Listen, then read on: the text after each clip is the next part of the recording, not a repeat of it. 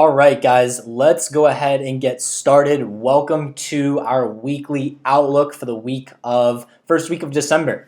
Hope you guys are all doing well. I hope you guys all had a good weekend. We're going to jump right into things. Just first and foremost, before the end of this webinar, guys, you're all going to have a very clear understanding of the pairs that I'm interested in trading. We're going to go over some of the pairs that I am still interested in trading. We just closed a couple trades, one trade with about 260 pips of profit and another trade with about 150 pips of profit. We're going to be looking at those. I also have another trade that is currently active and running that we're going to go over, and then I'm also going to explore some new opportunities for the week. If you have any questions throughout this, go ahead and drop those questions in the chat room. But first and foremost, as far as some updates with Positive Traders, guys, it is December. The lifetime membership is closed. Also, I made some changes. We are no longer offering signals to new members either. The only people that are going to continue receiving signals are people that are already students of Positive Traders. I'm really phasing out the signals.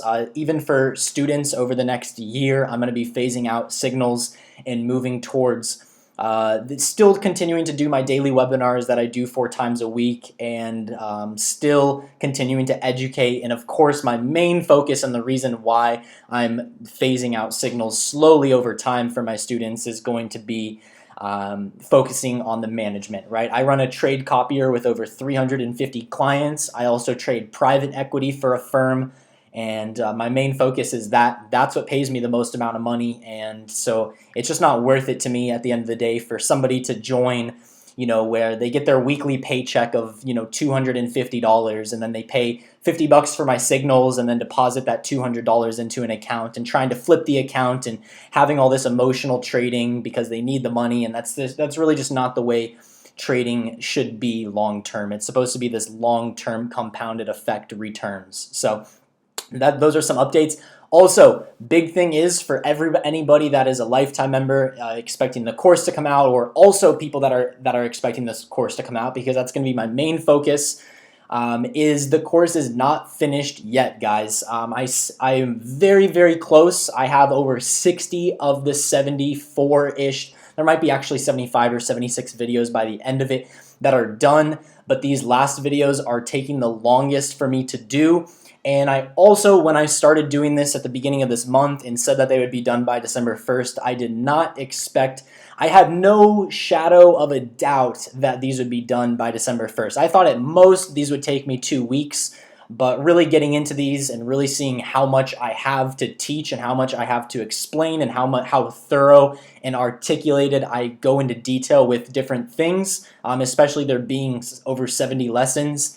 It is a lot of videos, guys, and I'm not going to release something. I actually cannot release something that is only partially completed, because these videos are not just something as simple as uploading them somewhere. It's actually going to be hosted on the website called Teachable. If you guys are familiar with Teachable, it's a place where people host online courses, and it's very interactive. It's going to allow you guys to mark each lesson as complete. Probably starting off, I'm not going to be able to have the quizzes that I want in between each one, or I may be able to pump those out. But this month has been very busy in trading as well, a lot busier than I ever expected. We on average in Positive Traders take about, I focus on the higher time frames. So we on average take about 10 to 15 trades per month. We had way more than that in the month of November. I know 1 week alone we had 7 trades.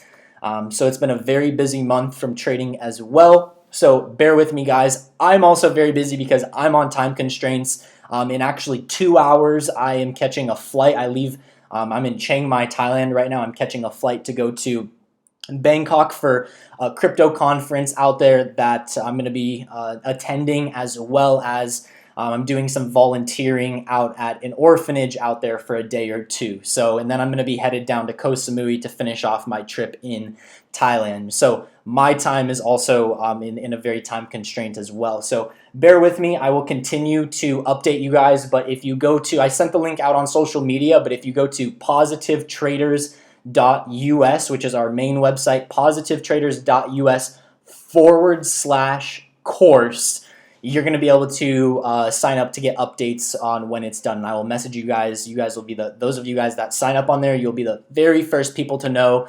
And it's going to be released to my lifetime members first, so that way all my students first are able to go through and start going through this. I mean, not like they're going to be able to go through it in any short amount of time. It's dozens and dozens of hours of material. It's not intended to go through in a couple days. This is not any fluffy videos, guys. This is the real stuff that's in here. So just want you guys to know about that. All right. But let's get into the week. Before we jump into things, first and foremost, as my normal disclaimer, guys. Well, first off, my name is David Schinkel. If this is your first time watching, I am the CEO and founder of Positive Traders. I have 5 years of experience trading the Forex market, and I've been trading my own personal account profitably for the past 3 years, and I've been running my group for 2 years, or 3.5 years. I've been profitable. 2.5 years I've been running my group. Okay.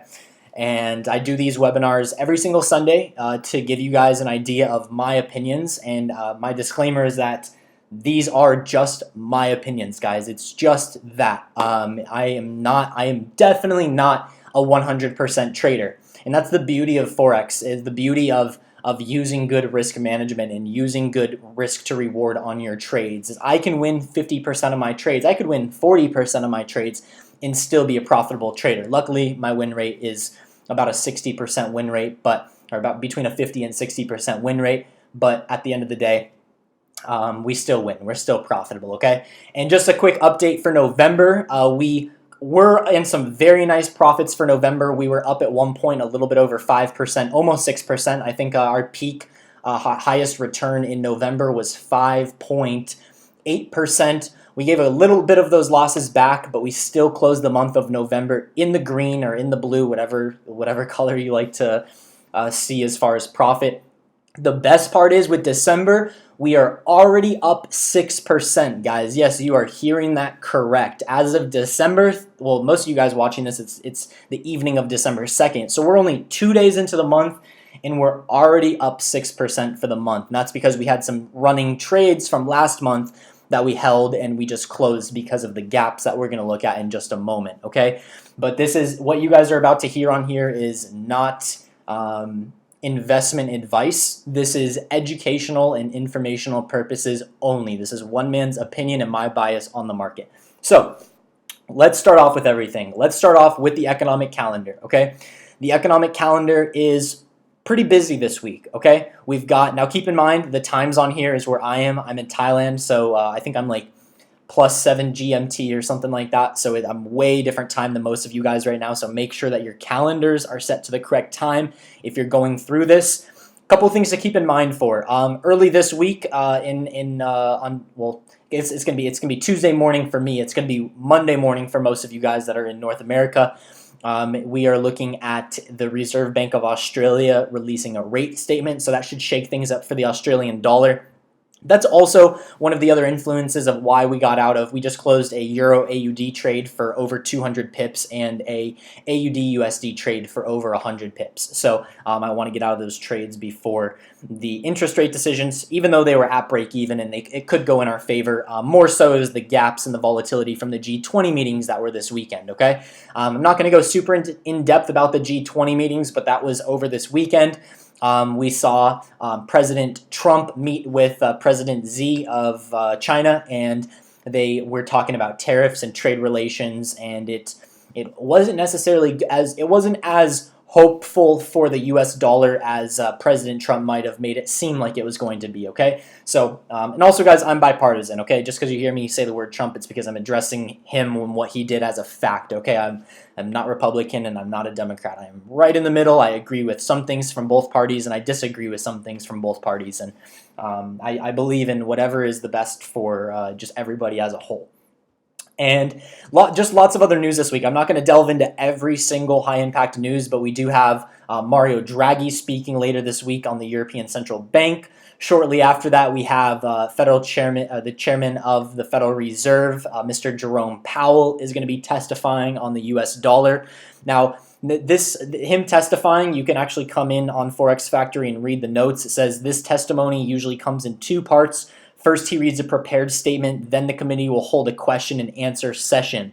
Now, because this question, and it's saying right here, since this question and answer session is not scripted and the questions are not known beforehand and they're coming from the media, it says right here, it can lead to heavy market volatility. So just be careful this week. Definitely expect some volatility, but volatility is what we like as traders. We seek volatility. That creates opportunities in the market. Now, shortly after that, we have another interest rate decision this week. This time it's going to be from the Canadian dollar, for the Bank of Canada, for the Canadian dollar. And then lots of other news still coming. We have OPEC meetings, so oil and the Canadian dollar is going to move this week as well. And then to finish off this week, it is not light at all. We have Mr. Jerome Powell speaking again on the Federal Reserve. And then, of course, we have our infamous non-farm payrolls coming out. And we generally see that come out on the first Friday of every month. So very, very volatile week, guys, which should still be good to offer some trading opportunities. I'm not saying that just because it's volatile, we aren't going to get into the markets. I am, of course, going to be very conservative. We're already up 6% for the month, so I'm not, too excited to get, I'm not too eager to get into anything. We have some really nice profits closed, so it's probably going to be a lighter month. We also see towards the end of the year, a lot of, sometimes we actually usually see the markets slow down because of a lack of liquidity from, commercial traders and institutional traders. People that, a lot of these commercial traders and hedge funds and institutional traders and people that are trading for companies or for businesses, they get a bonus based on their returns for that year. A lot of these companies aren't doing scalping or intraday trading. A lot of these companies are doing what's called a position trading or long-term trading or swing trading. And these traders are closing out their positions to lock in their gains for the year, and then that way their bonus will reflect the gains that they've made. And these bonuses can be, sometimes literally hundreds of thousands or millions and millions of dollars. So you can see the incentive for these hedge funds and commercial traders to close their positions and be out of the market, right? They get their big bonus. They're out on vacation for, the next month or so until, enjoying Christmas with their family. And, I'm not there at that point yet. I'm still on the grind and grinding for myself. I just recently in the past year started trading for a firm, and, that will help get my reputation and my track record, not just with myself and not with my FX book like I already have and have had, but with an actual firm and institution, and that way it'll add to my credibility. And then I'm going to be able to have people, like there's already one client right now that I'm talking with that is talking about flying me out to where he lives in Dubai and wants to hand me $5 million for me to trade for him and take a large percentage of what I make for him. So you can really see how you don't necessarily need to have millions, or you don't have to have thousands and thousands or tens of thousands of dollars to start trading Forex, guys. That's the beauty of it. If you can even just be consistent with your own results long term, people will notice, okay? People will seriously notice, and you will have people begging you to trade their money for them. And that's the beauty, is you can leverage other people's money in this market. You don't have to have $1 million to be able to make it, make some serious wealth. Now, is it going to take time? Abso-freaking-lutely, guys. Just like anything in this world, you go to school or you go and learn, and you have to dedicate a serious amount of time to learning something, okay? I'm tired of seeing people jumping into the foreign exchange markets, seeing it, all this money that can be made, and expecting in, 3 months I'm going to quit my job, and in a year from now I'm going to have a $500,000 account and be trading for myself, and in 2 years from now I'm going to be a millionaire. Guys, that's not the way it works. Trading is very real, is very raw, okay? So, yeah, and that's something that I go over and I teach you guys in my course, or that's going to be taught in my course, or that is taught in my course that's coming out, is how to be a profitable trader, right? I've proven my profitability of long term. I have a track record to prove that, and I want to share it with you guys because I think Forex is a great opportunity for the average person that works a 9 to 5, doesn't really have any real way out of the rat race to have an opportunity. Now, is that opportunity going to take time? Is that opportunity going to take effort? Absolutely, guys. If you think you're just going to get into Forex and it's just going to come easy and you're just going to boom, just be able to become a professional trader in the next 90 days. That's totally false, guys. And that's something that I talk about in my course. Just because I hand you guys the information doesn't mean that you're going to be a profitable trader. Okay, it takes something within yourself. It takes a mindset change. It takes dedication. It takes practice, long-term practice. The biggest help for me that is given me the, I guess some people will say, like, the gift of trading is literally chart time, guys. You know, they say it takes 10,000 hours of like actual dedicated time to get good at something. I've put in way more than 10,000 hours, way, way, way more. I haven't done the exact calculations, but it's probably fair to say that I've put in tens of thousands of hours into trading Forex. Okay, and I'm not amazing at the end of the day. I don't claim to be a great trader. I mean, I think I'm a good trader. I'm not a great trader. I'm not up there with the greats yet. But I will be. With consistency and time, I'll get there. You know, I only have 5 years experience in the markets. I cannot wait to see where I am in 10 years, and I cannot wait to see where I am in 20 years. This is going to be an amazing process, and it's this long-term process. And if you guys are not ready for that, then find something else to do. You know, or connect to a trade copier. You know, leverage something like mine. I have a trade copier which you can connect to for free. There's no fees. There's a performance fee that is charged on profits of 35%, but there's no upfront fees to connect to that. And if you want to learn more about that, there's actually a link in the description. You can also message me on social media to find more about that. But let's get into the trades, guys. Sorry for kind of getting off track, but I think it's important to talk about everything that I just talked about. First and foremost, let me just recap some of the trades that we've already placed. So AUD/USD, this is a trade that I placed on across all of my investors' accounts, on my own personal account, every account that I trade. As well as it was a signal given out to all of my students. So this is a trade that we took last week. We held it for a while. We're already out of this trade, okay? But I even discussed it. I said on last week's webinar, guys, explicitly on the weekly outlook, I said AUD/USD was one of the best looking trades for last week. Okay, I specifically said that. And that's the type of value that I'm giving out in these webinars, guys, is you could have caught this move too. We talked about the Wyckoff method down at these lows. We talked about the accumulation phase happening. We talked about the spring happening on October 26th. We saw this move long before it was even in the move right now.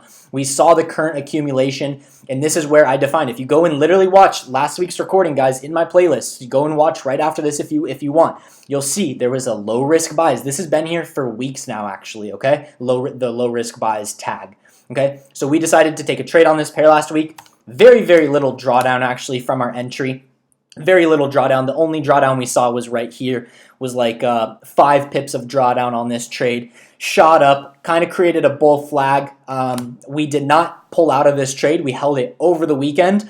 I saw a nice structure on bouncing off of previous resistance that's now support. Not only that, though, is we're just seeing a series of higher lows, and we did see a double top in this area, but overall, I wasn't worried about a double top from just this period of data right here. I was more focused on the larger trend being broken. So we saw the markets gap up. We just closed this trade up here. So we closed for about, let's see, about 140 pips, 150 pips of profit on AUD/USD. So where do I stand with this pair? I still think it could be a great buy, right? I think we can still see a very nice reversal. Now, I'm going to just continue watching price action until it gets to around the 74.33 area, which also marks off the 38.2% retracement level, and that would also mean that it would be breaking through the 50 exponential moving average that I have here on my chart. If we do see some consistent break above this area, and depending on what we see, with the COT report and commercial traders where they have their positions at, we could potentially see this retracement and this correction move higher. So I'm going to mark this back to red now that we're interested in this. Also, Euro AUD, just another recap. Same thing, guys. Last week gave you guys so much opportunity to get into this trade. I talked about it on this exact same weekly outlook, guys. I talked about it. I said this pair is going to drop. Right, I said this pair is going to drop. We're going to see this pair go lower. Right, we can see on the daily chart. Right, we broke that uptrend. We stopped making a series of higher lows and higher highs, and we started making a higher low, a lower high, and a lower low. All right, so we got in this trade last week. Now we closed because of the gap. We can see our take profit is much lower.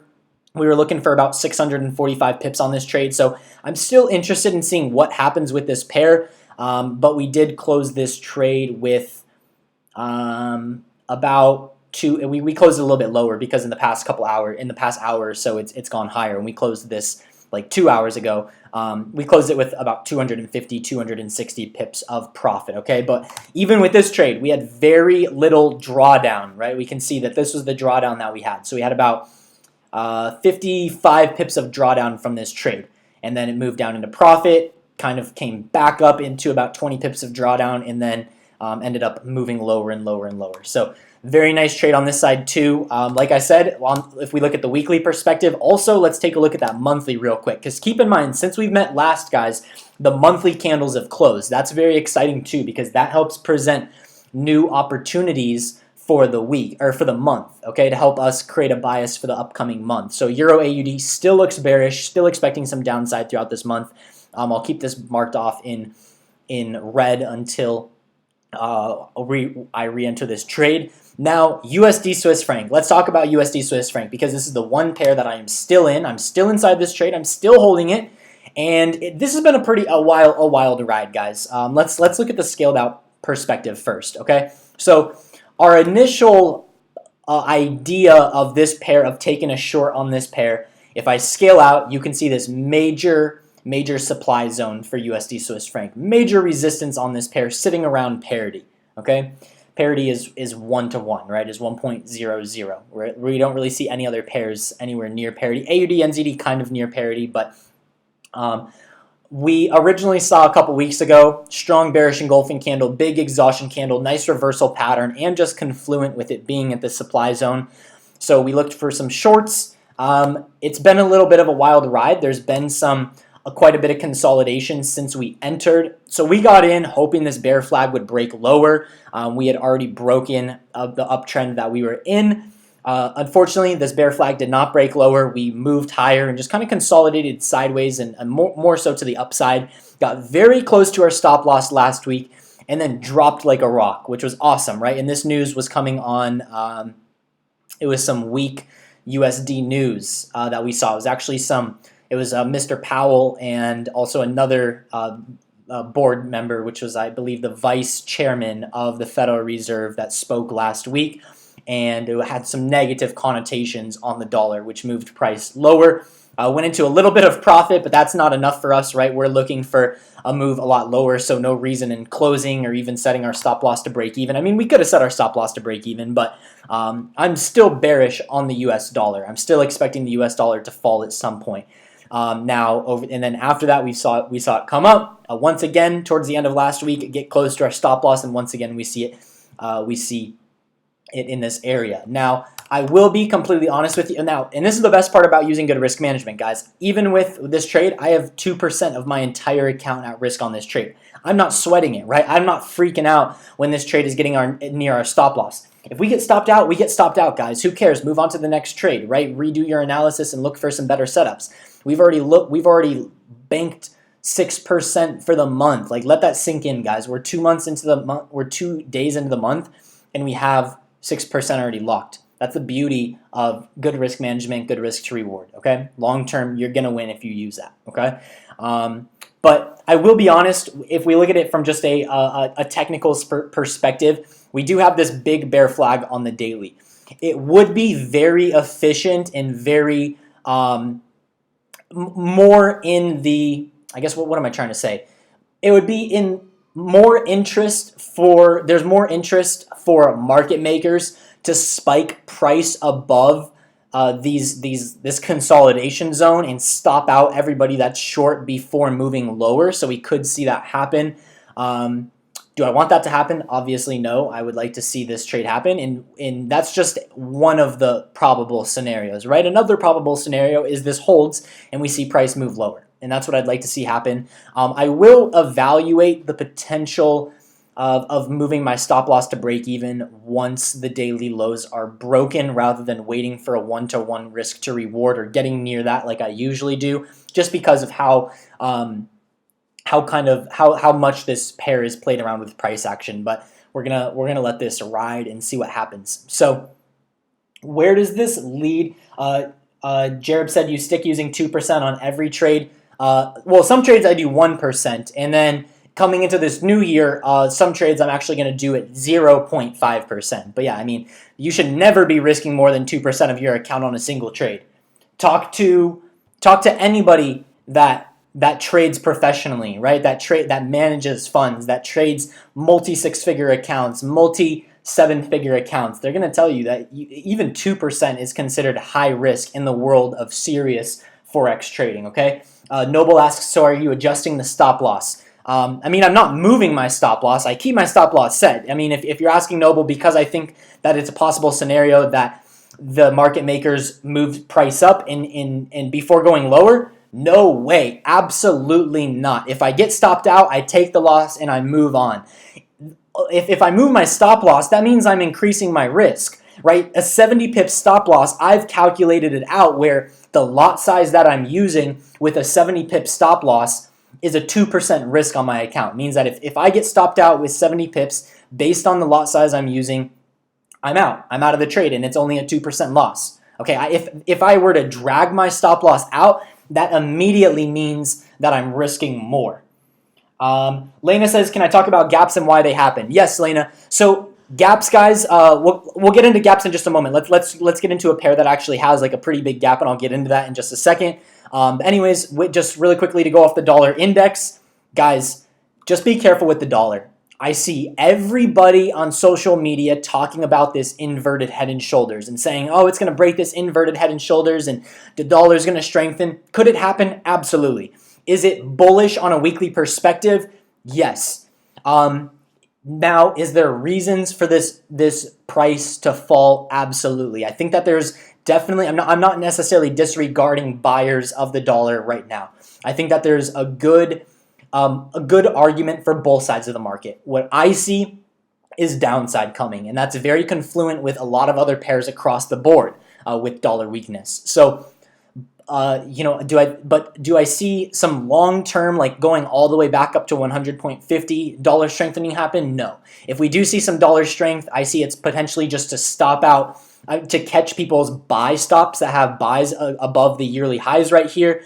Above the yearly high that was made just a few weeks ago right here, and then moving lower. I don't see it, and that would just be manipulation at that point, but I don't see really, I see this neckline holding and this trend line holding more so. So I'm expecting downside on the dollar, which also means I'm expecting upside on Euro USD, right? And again, is there an argument for downside on Euro USD? Absolutely. However, is there argument for upside on Euro USD? Absolutely. So what I see is dollar weakness, which means I also believe in Euro USD strength. Sorry, guys, I thought I was getting hiccups for a second. Anyways, we just went over USD Swiss franc. I'm obviously bearish on that. Neither of the pound pairs I'm super interested in trading because there's so much Brexit news going on right now. But I will just talk about pound yen for a moment, and I want you guys to just look at the monthly chart. I want you to look at the monthly chart on pound yen. It's very, very bearish. Okay, this correction that we made from October of 2016, the correction phase that we've been in from October 2016 to January of this year, and then we've seen pretty much just a little bit of downside, but nothing but consolidation the past 7-8 months. Actually, pretty much since here, we've seen nothing but consolidation. So 9 months now. I believe that we're going to see more downside on this pair, especially that monthly candle. Look at that monthly candle that closed on pound yen. Now, does that mean that it's just easy free money in the market, that you can just short pound yen right now and just catch all these hundreds of pips? Like, actually, I think there's like thousands of pips that can be caught to the downside because pound yen is a pretty big mover. No, don't do that, guys. I mean, unless you're prepared to have a 600 or 700 pips stop loss, then don't take the trade, right? You need to make sure that your risk to reward is good. You need to make sure that your analysis is sound. Don't just look at something on the monthly chart and just decide that, okay, just because this one candle did this, that it's going to drop. Now, are there times that can be done? Absolutely. When you're at some major highs, maybe you can start to hedge a position or hedge a sell. When you see a big bearish engulfing candle after such a strong rally. But not always does it work out, right? We can see a strong bearish candle right here, continue moving up higher. Strong bearish candle right here, continued moving up higher. Even back here, strong bearish candle, continue moving up higher. Okay, so I'm not a big fan of just taking a trade based off of one candle on one time frame. I like to have confluence with a lot of other factors in the market. But I'm just telling you guys just to recognize the price action on the monthly. But also, I mean, if we look at it on the 4 hour and we look at price right now, let's go to the weekly actually. The weekly, well, I guess it looks better on the daily.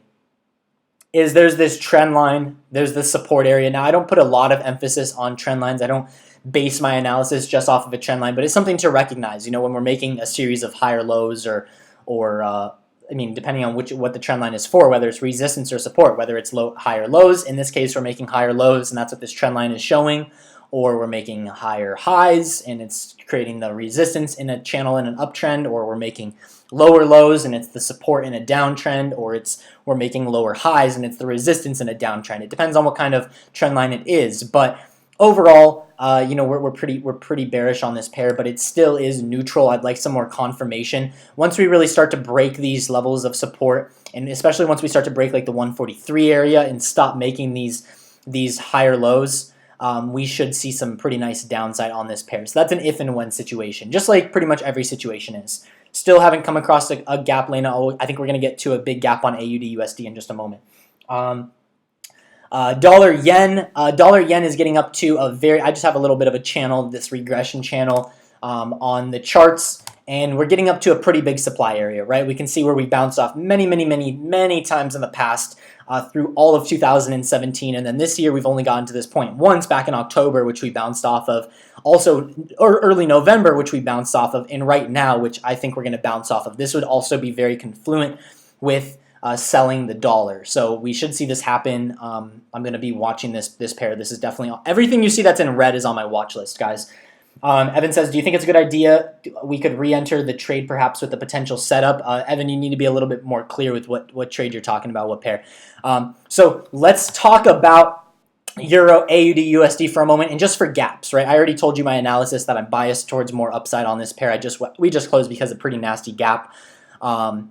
And gaps do not close 100% of the time. Let's be very clear with that. Okay, I didn't close this, just because it's a gap and the gap is going to close, right? I didn't. If I thought that, guys, and I knew gaps closed 100% of the time, then I would. Why wouldn't I sell, right? But no, I do not sell because there is multiple examples on the charts that you can go back and see. You can go back and see for yourself, guys. Go and look at the data.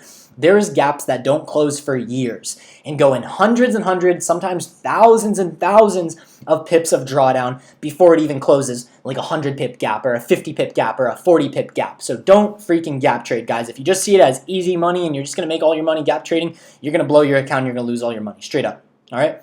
But Lena, you ask, why is there a gap? That's a very valid question, and I want you guys to know why there is a gap. And it's actually a lot simpler than you guys think. The reason the market's gap is because Forex never closes, okay? Forex is open 24/7, 365, okay?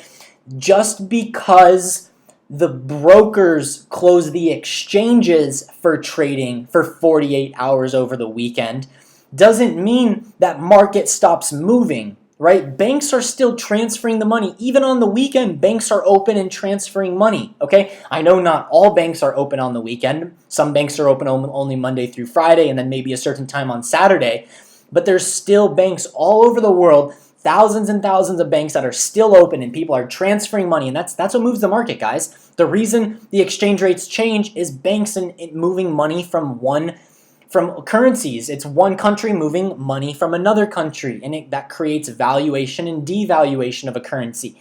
And so the reason why the market's gap is because the markets were closed for us over the weekend, but the exchange rate changed because of whatever happened. Now this week, the markets gapped so much because there was G20 meetings, guys. There was meetings. If you don't know what the G20 meetings are, you're probably living under a rock, right? Or you're just ignorant to wanting to learn more about Forex, right? Let me just be clear. If you're like a month in and you don't know what the G20 meetings are, or a couple months in, that's fine. You're hearing it from me first. You need to go learn about it, okay? But if you're a year into Forex trading, or you're 2 years into Forex trading, or 3 years, however, if you're more than a year into Forex trading and you claim to take it seriously and you claim to trade and you don't practice any importance on fundamentals, like guys, you need to, you're really hurting yourself, okay? You're really hurting yourself about not following what's going on with the fundamentals.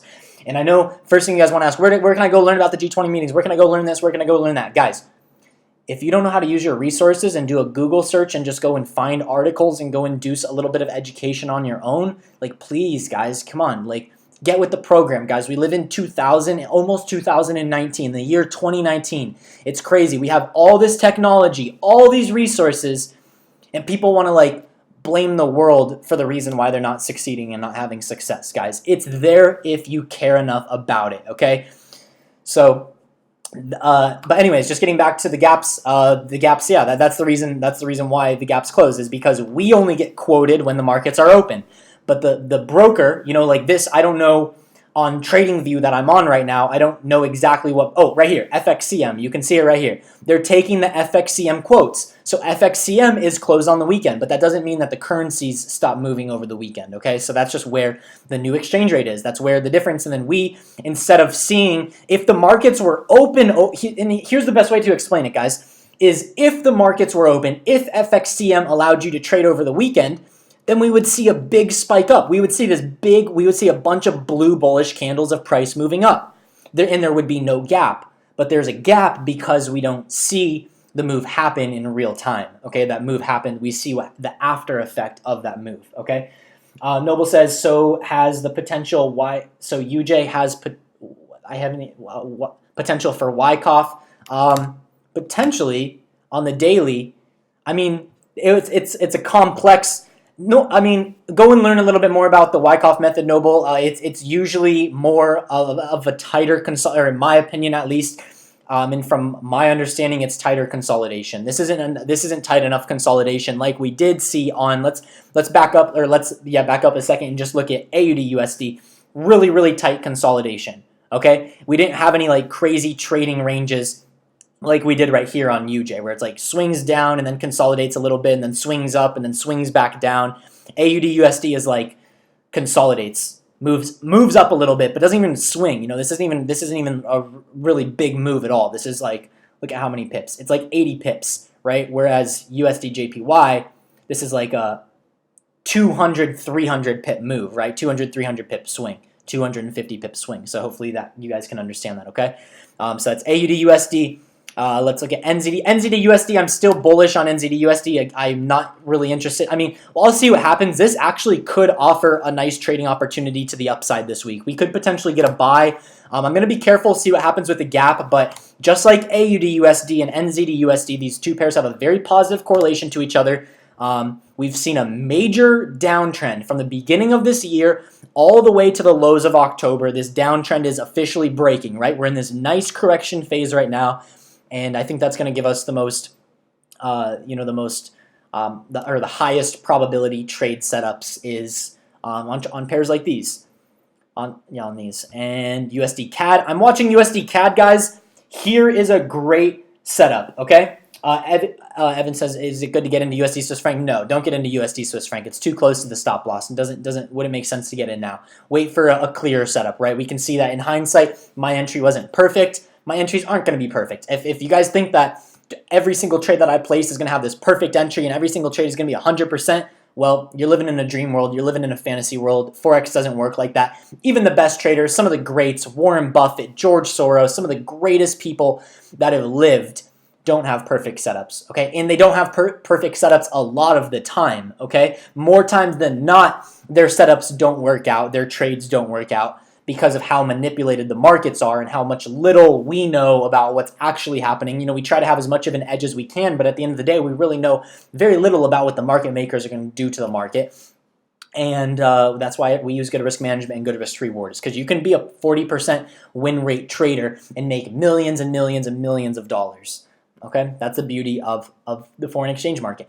But anyways, with USD CAD, guys, keep this pair on your watch list. This is a very great trading opportunity coming up. Now, is it ready yet? Watch, let me even just kind of see. The perspective kind of changes when you kind of scale things a little bit differently, right? Initially when you have it as this long like a stretched out view, it might not be as clear as to some of you guys. And maybe this gives you a little bit of a clear idea. Guys, we've been in a channel for a while. And just to be very clear, just to kind of toot my own horn a little bit, I stay humble, but just to show you guys that are brand new on here, if you're watching this for the first time, watching one of these for the first time, and you can see this type of long-term accuracy that I have, guys, look at that. I called a buy zone down here. Did you guys see that? Hopefully you didn't miss that. That was all the way up here first. And I said, once we get down to this area, this is our buy zone, right? And what did I have? A target around 134, right? Boom. Let's do that one more time just so you guys can see. Okay? USD CAD, buy zone, right down in here. Okay? Right there. Boom. Buy zone.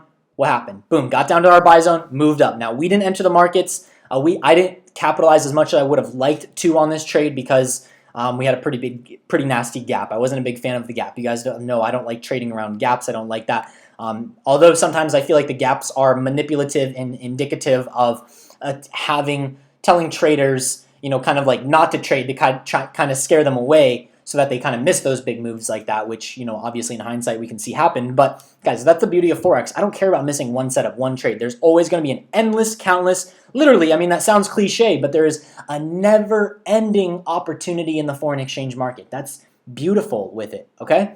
But USD CAD, I'm telling you guys right now, I'm calling it right here. I've been calling it for a while. I've called it on my daily webinars with my students that I do Monday through Thursday, time and time again. But wait for this channel to break. This channel, this channel is going to break, guys. There's no doubt about that. This uptrend is going to break. There is zero doubt in my mind. I am 100% confident that this channel is going to break. Just because I'm so confident, does that mean that I go risk my bank? Does that mean I go take a 20% risk on this pair? No, I don't want to lose $30,000. I don't want to lose a big chunk of my account. I trade 100. I trade a very, very large personal trading account. I also manage an account for a firm and trade all of my clients' accounts. Okay, I'm responsible for making money and managing risk properly at the end of the day. That is my number one goal, is equity management. Okay, when I get into a trade, and this is how professional traders think, guys, and this is how you need to think too. When you get into a trade, you need to stop worrying about how much money you're going to make on the trade and focus on how much you can possibly lose on the trade. And once you get into that mindset of controlling your risk and controlling your trades, everything changes. Okay, your entire mindset changes. Okay. But anyways, this channel is going to break at some point. We're going to capitalize on this. There's no doubt about that. I'm just waiting for the right price action. Is it going to happen this week? Maybe. Did I think it was going to happen last week? I thought we could have seen it happen last week. Did it happen? No, it didn't happen. Right? So we didn't take the trade. We didn't place the trade, but it's going to break at some point. Euro NZD, this was another pair that I called last week for a short. We chose to sell, like I already recapped. We closed Euro AUD just at the market open with over 250 pips. Euro NZD was another pair that I was looking at. I didn't want to double down on both Euro AUD and Euro NZD because if I was wrong with one, then I would have been wrong with both because both of them have a very positive correlation. Just look at both charts, guys. Look at Euro NZD and look at Euro AUD. They're almost like the same chart, right? And that's because obviously the euro is the base currency and then the quote currency is the Australian dollar and the New Zealand dollar, which have a very similar exchange rate to each other. So it's not, if you live in Australia and you go to New Zealand, you're not going to get that much. You're going to get pretty much the same amount of New Zealand dollars as you would if you were in New Zealand and went to Australia. It's not a huge difference. It's just a couple cents, okay? But yeah, Euro NZD. I already gave you my analysis on Euro AUD, right? I'm still expecting Euro AUD to go lower, and I'd still look for re-entry on Euro AUD. I'm still looking for re-entry for some more downside because I think that this 645 pip take profit that we were originally looking for, which was placed at the 50% correction level or 50% retracement level of the previous swing from the low of 2017 to the high of 2018, is just a conservative target. Is a conservative. I think we could go down to the 61.8 or the 70.7, which are both perfect numbers, which are both which apply to the golden ratio. If you guys haven't done any learning on Fibonacci either, and why it's a 23.6, why it's a 38.2, obviously the 50% makes sense. That's a whole number. 61.8, 70.7. Guys, it's just do some research right there. It takes less than an hour of doing a little bit of Google research on why it is, and how Fibonacci works, and that Fibonacci is found in all of life. Guys, Have you ever looked at like a snail's shell and you see how it makes that perfect spiral out, or you see a seashell and it makes that perfect spiral out, or you looked at a piece of cactus and it makes that perfect pattern, or you look at a flower or a rose or your face or your ear. Literally every single thing in life revolves around Fibonacci, okay? Everything that is found in Mother Nature, it revolves around Fibonacci, or has some sort of relationship to the Fibonacci sequence, which is the golden ratio. 1, 1, 2, 3, 5, 8, 13. There's a sequence, guys, okay? And if you don't know that, you don't need to know the sequence. You don't need to know like what 0, 1, 1, 2. You don't need to know that type of stuff, okay? That's irrelevant. What you do need to know is just the importance of it and why it exists, okay? That's stuff I teach on my course too, okay? Euro AUD, Euro CAD, not super interested in trading Euro CAD. We actually placed a trade on, I'm always transparent with you guys, right? Euro CAD, we placed a trade on this at the beginning of last week. We closed this very early just because I wasn't seeing the downside that I wanted. We also saw some CAD news that came out a little bit weak for the Canadian dollar. So that created some buying pressure on this pair. Also, the euro is, I mean, it really didn't have anything to do with the euro. It really had everything to do with the CAD. Another great pair to be watching, guys, is the USD Singapore dollar, US dollar versus the Singapore dollar. I've been talking about this pair for a while, for I think like 2 weeks now. I'm waiting for this pair to break its little uptrend that we're in, okay? I think that we've gotten to a nice correction area. Let me actually see what this is. Right around the 50%, right? Right around the 50%. We can check it out on the 1 month. Yeah, not a whole lot of correlation to the fib in this area. I mean, it is around the 50% retracement level, but I'm more interested in just the actual market structure that we see, where buyers are really slowing down, but sellers really haven't shown complete control in the market yet. But I have a couple different trend lines here. I'm waiting for these trend lines to break. I'll wait for maybe some sort of retest. Maybe we can actually see like a lot of liquidity down. Oh, meant to be a square right there. We can see like the liquidity down in this area. So more than likely, I'm going to wait for this liquidity zone to be penetrated and break through this liquidity and just see that, okay, sellers really are stepping into the market at this point, and then maybe look for a low risk, high reward opportunity on USD Singapore dollar. And the final pair to look at, guys, is AUD NZD, okay? If everything wants to load. AUD NZD is pretty bearish, guys.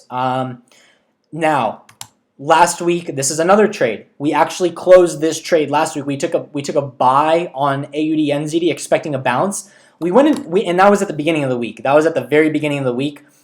We actually went into a little bit of profit. It just kind of was playing around with us. We ended up closing this trade. I called in the signals channel to close this trade early. We lost 0.25%. Okay, so 1/4% is what we lost on this trade. That's the beauty of using good risk management. Okay.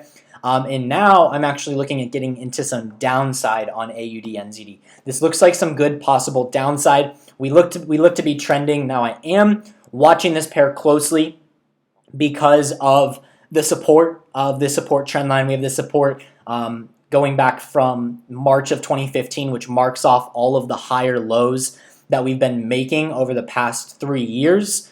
And I'm telling you guys, if this support breaks, expect some pretty big downside on this pair, but I'm not interested in getting into this pair yet. If we actually kind of just take previous, let's just take some previous data and kind of look at what we saw. This retraces a 50% retracement level.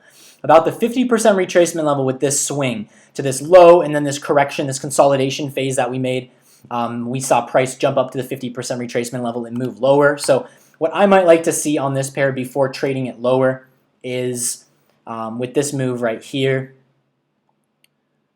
wait for like a 50% retracement, something along the lines of that, maybe even a little bit higher. We could even fib it out from up here, but I prefer this fib. Fibs are, everything that I do is discretionary at the end of the day, guys. So what I do is because of what I do, okay? It has no bearing over necessarily what you should do. I think every single person, guys, there's a million ways to be profitable in Forex, okay? And I'm going to close off the webinar with this, is that There's a million ways to be profitable in the trading foreign exchange, okay?